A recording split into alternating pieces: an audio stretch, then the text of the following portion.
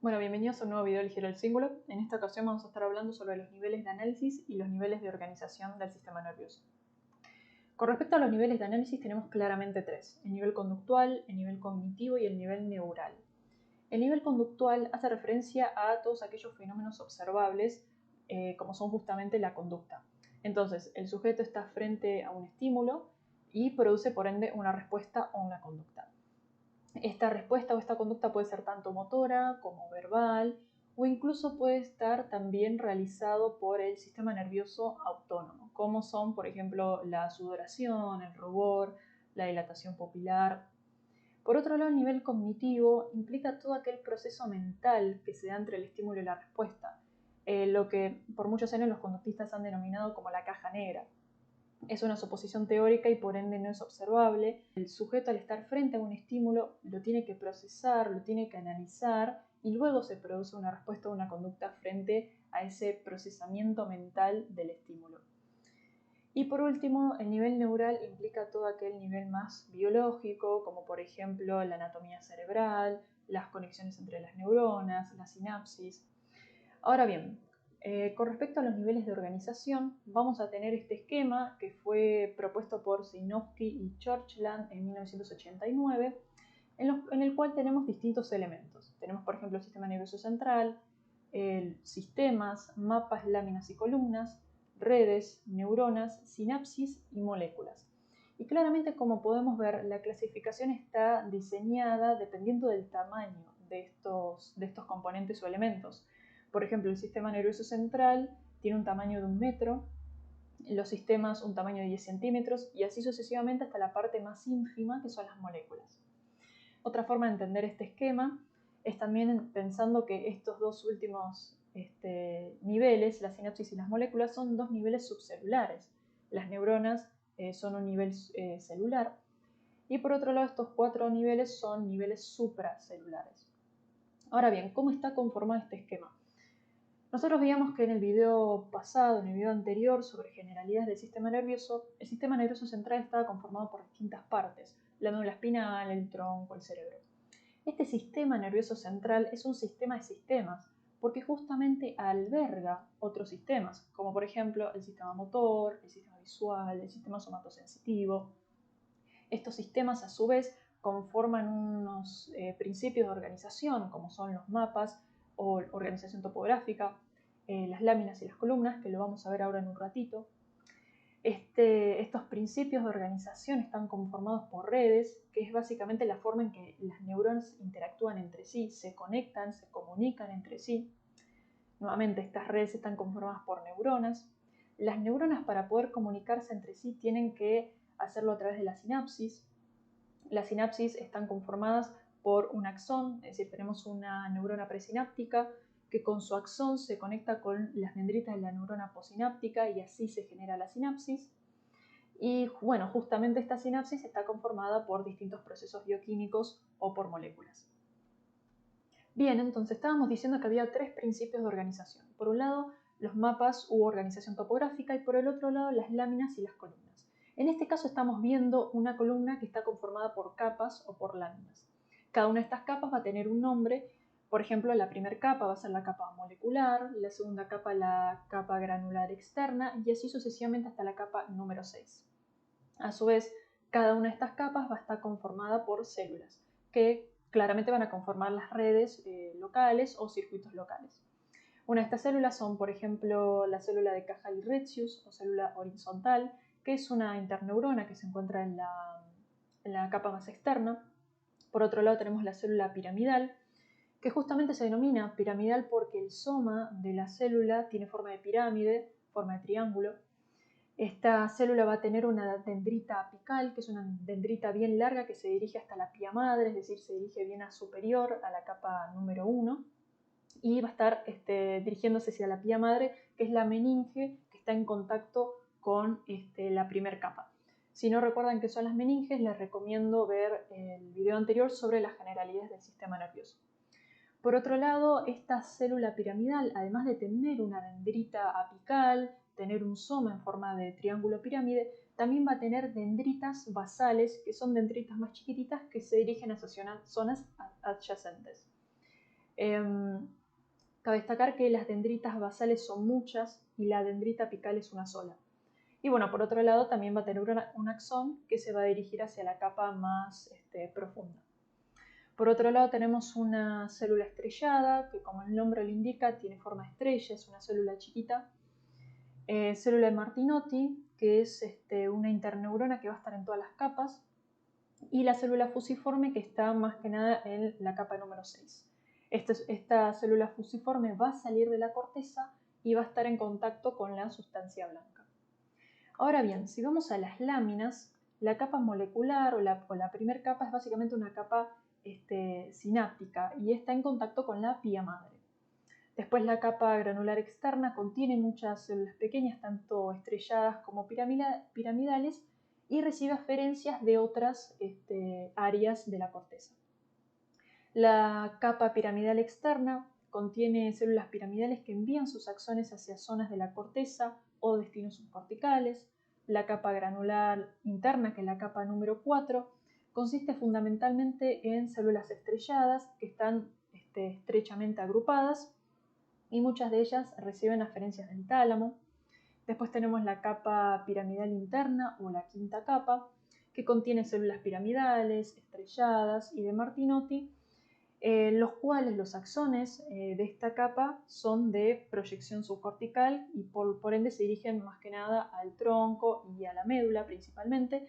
Y por el otro lado tenemos la capa polimórfica o capa número 6, en la cual predominan las células fusiformes, que son estas células que, como bien dije hace un ratito, son células que van a salir de la corteza y van a tener contacto con la sustancia blanca. Estas células además van a enviar información hacia otras áreas de la corteza, el tálamo, núcleos estriados. Bien, además de láminas y columnas teníamos mapas y organización topográfica, y estos son los tan famosos homúnculos. Este es un bello homúnculo, como podemos ver acá. Y claramente lo que llama la atención, lo más llamativo de este homúnculo es la, podría decirse, deformidad que tienen las distintas partes del cuerpo. Porque como todos sabemos, la mano no es más grande que, por ejemplo, la pierna o el tronco. Todo lo contrario, el tronco es mucho más grande que la mano. Entonces, ¿por qué si nosotros vemos una organización topográfica aparece la mano y la cara como dos partes del cuerpo que son enormes en comparación con otras partes del cuerpo? Y eso tiene que ver por la cantidad de receptores que tienen esas zonas del cuerpo y por ende, dependiendo de la cantidad de receptores, va también a depender la cantidad de inervaciones que tengan esas partes del cuerpo hacia estas áreas de la corteza. Algo para aclarar, acá nosotros estamos viendo solo un hemisferio, es decir, acá tendríamos que tener el otro hemisferio, y estamos viendo un corte frontal o coronal. Este podría ser tanto el sistema somatosensitivo o el sistema motor. Ahora en la siguiente diapositiva vamos a diferenciar bien cuáles son las diferencias principales de los homúnculos en ambos sistemas. Pero bueno, básicamente el punto a tener en cuenta es que la cantidad de receptores e inervaciones que tengan las distintas partes del cuerpo va a justamente marcar una diferencia en la organización topográfica. Y por ende, si nosotros estamos más hacia medial de esta zona del cerebro, vamos a tener, por ejemplo, inervaciones de los pies, es decir, de las partes más inferiores, de los miembros inferiores del cuerpo. Por ende vamos a tener a los pies, los dedos, la pierna, la cadera, el tronco, el cuello, la cabeza, y así nos vamos a ir yendo a partes más específicas, como por ejemplo la mano o incluso los dedos de la mano, la cara, la lengua, la faringe. Acá tenemos dos homúnculos que son el homúnculo motor y el homúnculo sensorial. Como podemos ver, ambos sí siguen presentando una deformidad, podría decirse una diferencia en el tamaño que tiene la mano en comparación con las distintas partes del cuerpo, pero el homúnculo motor presenta un mayor tamaño de la mano y de la cara que el homúnculo sensorial. Esto es así porque en el sistema motor las diferencias en la organización topográfica va a ser más marcada que en el homúnculo sensorial. Bien, entonces estuvimos viendo niveles de análisis y niveles de organización. Ahora vamos a adentrarnos a un modelo funcional del sistema nervioso que fue propuesto por Tamarov y Allegri en 1995, y acá podemos ver varios elementos, por ejemplo el control ejecutivo, la emoción, la alerta y la memoria. En esta diapositiva quiero que más que nada nos centremos en el elemento que dice simbolización, cortezas terciarias posteriores, el sistema no psicopráxico, cortezas secundarias, y el sistema sensorio-motor o cortezas primarias. Claramente, nosotros tenemos en primer lugar un sistema de entrada y un sistema de salida. Es decir, si nosotros nos centramos en el sistema somatosensitivo, vamos a tener, por ejemplo, vías sensoriales, vías visuales, auditivas, somatosensitivas que van a ingresar al sistema nervioso, y luego vamos a tener un sistema de salida que van a ser las vías motoras.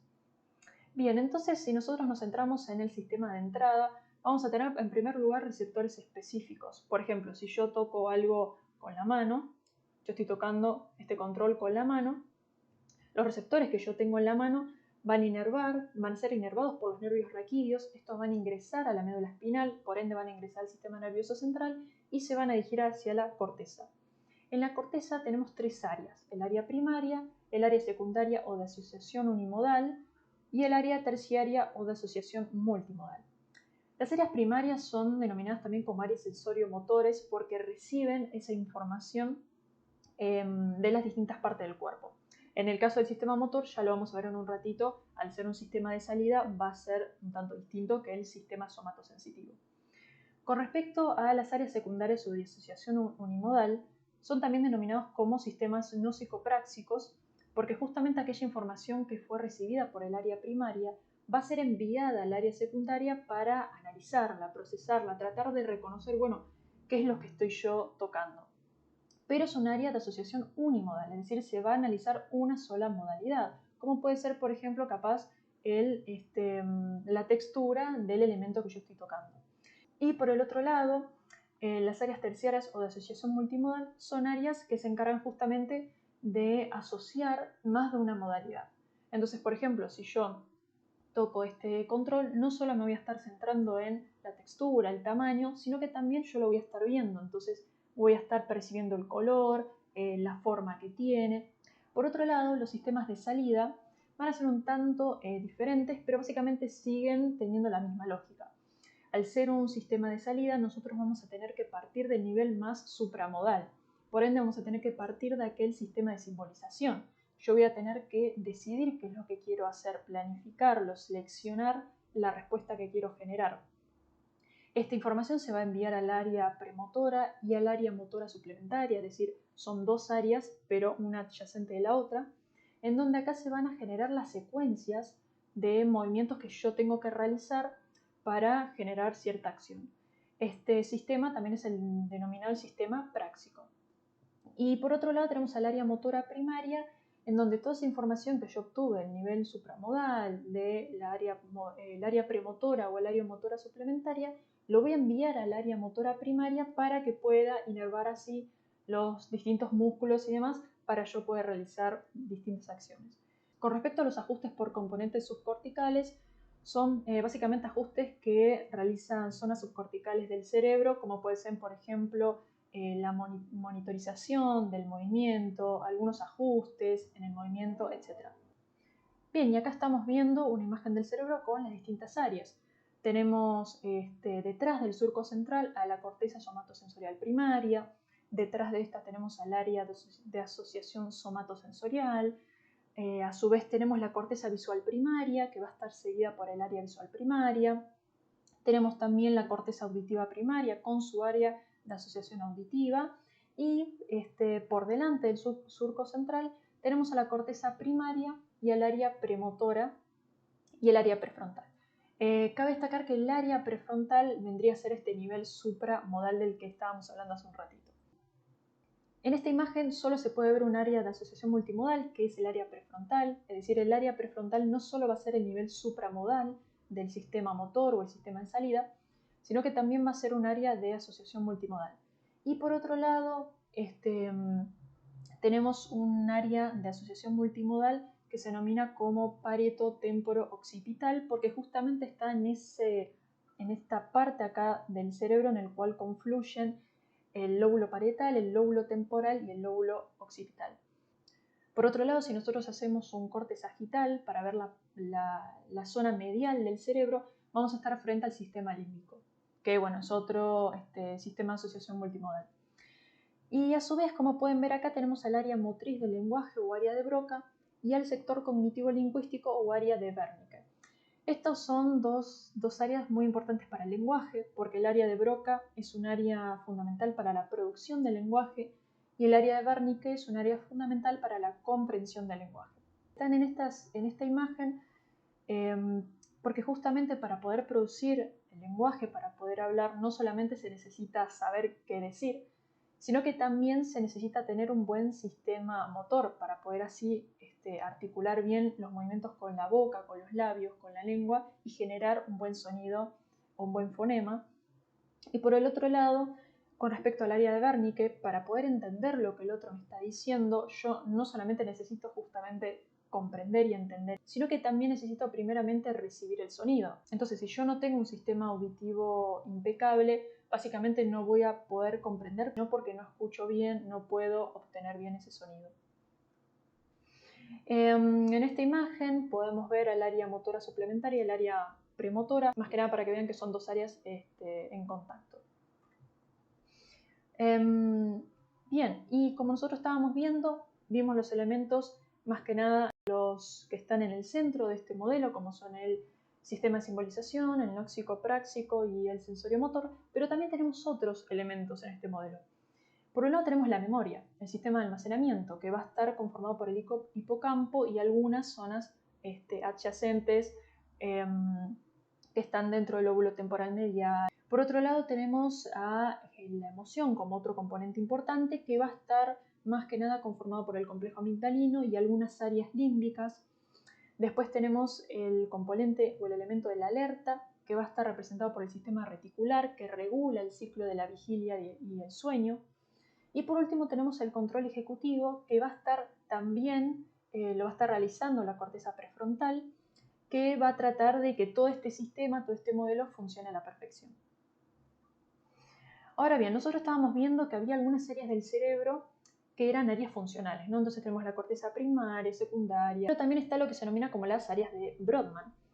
¿Cómo son, por ejemplo, estas áreas? Hay algunas áreas como la 1, la 2 y la 3, la 4, la 6, la 17, la 18, que coinciden con áreas funcionales. Por ejemplo, nosotros tenemos en el área 1, 2 y 3 al área primaria somatosensitiva. Tenemos en el área número, se ve igual en esta imagen mucho mejor, tenemos en el área número 5 al área somatosensorial secundaria. En el área de Brodmann número 4 tenemos al área primaria del sistema motor. En el área número 6 de Brodmann tenemos al área secundaria del sistema motor. Y eso mismo también lo podemos ver, por ejemplo, con el área número 17 y 18. El área 18 es el área primaria del sistema visual y el área 18 es el área secundaria del sistema visual. Entonces van a haber algunas áreas de Brodmann que van a coincidir, como por ejemplo con el área primaria somatosensorial o el área primaria motora, pero bueno, no son todas estas áreas. Bien, y por último tenemos un ejemplo. Acá tenemos un arquero. En una situación de partido, la pelota se está dirigiendo hacia el arquero y por ende, este tiene que poder visualizarla. Entonces acá tenemos un primer sistema de entrada, sistema visual. Esta información va a entrar por la retina y se va a dirigir hacia el área primaria para luego poder procesar, reconocer, analizar esa información en el área secundaria. Por ende se va a tratar de procesar tanto la dirección de la pelota, la velocidad. Por otro lado tenemos otro sistema, que es el sistema somatosensitivo. Al fin y al cabo, más allá de poder visualizar la pelota, el arquero tiene que saber en qué posición está parado, cómo está su cuerpo, es decir, si las manos están en alto, si están hacia un costado o hacia el otro. Esta es la información propioceptiva. Por ende, esta información se va a dirigir hacia el área primaria, somatosensorial, y luego hacia el área secundaria o de asociación unimodal para poder analizar la propiocepción, el tacto y a su vez para poder decidir, bueno, el arquero qué es lo que va a hacer, tiene que poder analizar toda esta información en conjunto. Y acá es donde entra el área de asociación terciaria o multimodal. Por ende va a tomar tanto la información visual, la información somatosensitiva, e incluso también la información auditiva, porque capaz algún compañero le gritó algo, entonces también va a analizar esa información para tratar de decidir, bueno, qué es lo que va a hacer. Acá es donde entra el sistema de salida. Una vez que entró toda esa información, el arquero tiene que decidir qué es lo que va a hacer frente a esa situación. Entonces, en este punto partimos del nivel supramodal. El arquero tiene que justamente planificar, seleccionar su respuesta y enviar esa información hacia el área secundaria o área del sistema práxico dentro del sistema motor, porque acá va a seleccionar las secuencias de movimiento. Estas secuencias de movimiento se van a seleccionar en el área premotora o área motora suplementaria para luego enviar esta información al área motora primaria e inervar los músculos para realizar el movimiento. Recordamos del modelo funcional del sistema nervioso, teníamos otros elementos. Uno de esos elementos era la emoción, por ejemplo. ¿Qué pasa si esto es una final de campeonato, por ejemplo, una final de torneo? Están 1-1 y este gol puede decidir quién gana y quién pierde. El arquero obviamente va a tener una carga emocional importante, capaz incluso su motivación se va a ver disminuida, capaz va a estar frustrado, nervioso. Por el otro lado tenemos a la alerta. El arquero tiene que estar en un buen estado de vigilia, tiene que estar despierto, concentrado, atento, para que justamente no le metan el gol y poder reaccionar rápidamente. Tenemos otro elemento que es la memoria. Capaz el arquero ya jugó con este equipo, ya sabe cómo patea cierto goleador, entonces sabe qué hacer, qué no hacer, para qué lado tirarse, para qué lado no tirarse del arco. Entonces la experiencia que el arquero pudo haber tenido capaz es fundamental en este momento. Y por el otro lado tenemos el control ejecutivo. Para que todo este sistema, tomando en cuenta tanto los sistemas de entrada, de salida, la memoria, la emoción y la alerta, el sistema tiene que estar controlado, tiene que estar funcionando concretamente y eso es lo que realiza el control ejecutivo. Bien, y eso fue todo por este video. Acá les dejo la bibliografía y nos vemos en el próximo video del Giro del Cíngulo.